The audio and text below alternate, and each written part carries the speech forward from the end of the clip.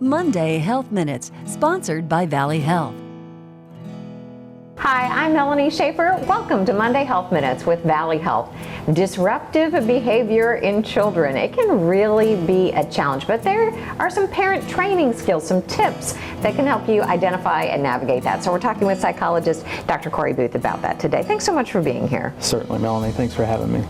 We're so glad you're here to share with us on this, because this is a challenge. After my 5, it can be tough. So Tell me, what does disruptive behavior actually look like? Is it kids talking back, or is it come in a variety of forms? Certainly. So when we look at it from a diagnostic point of view, we might be talking about diagnoses such as attention deficit hyperactivity disorder, oppositional defiant disorder, conduct disorder, as well as some others. From a behavioral point of view, concerns that we're discussing here are frequently interrupting, not being able to accept no, rule breaking, non-compliance, arguing, lying, intentionally kind of annoying others, as well as interrupting other things, classroom activities, those types of behaviors. Okay, so that includes, seems like every time we get on the phone at my house, everybody has a question for me. That counts as disruptive behavior. I would say that counts, yes. How can parents manage these skills? What can they do to kind of call attention to them and start to correct them?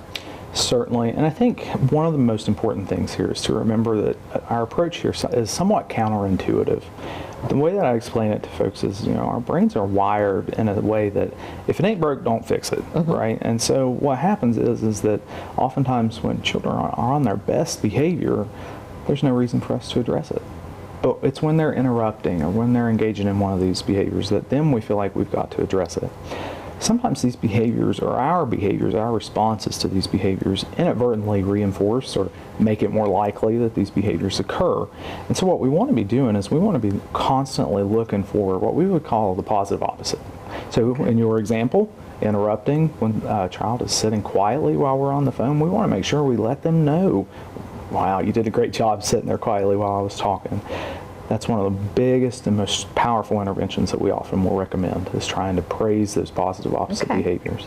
Aside from praising that good behavior, are there other things that parents can do, different components that they can implement? Certainly. So on the other end of praising that positive behavior, we often pair that with what we call planned ignoring.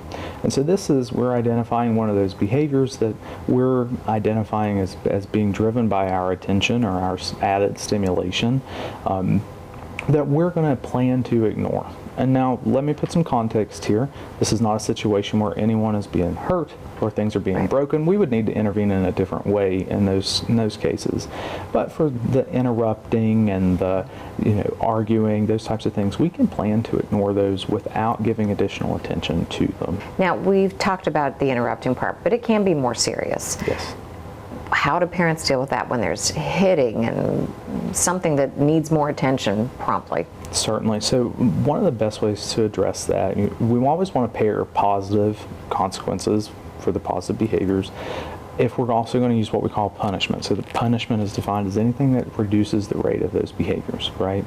So things like timeout, which we really need to have help implementing, is something that technically needs to be done in a sound manner. So I strongly encourage we have a therapist, a psychologist, someone like that on board if we're going to do that. Can be done.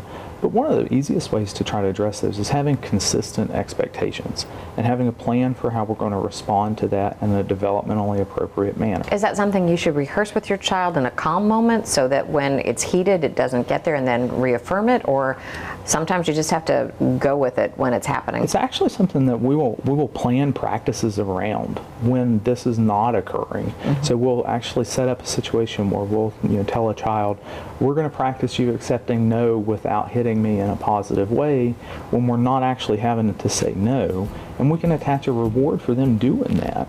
And so what this does is it's practice, it's rehearsal, but it's also a little bit of exposure to something that might cause emotional dysregulation for the child.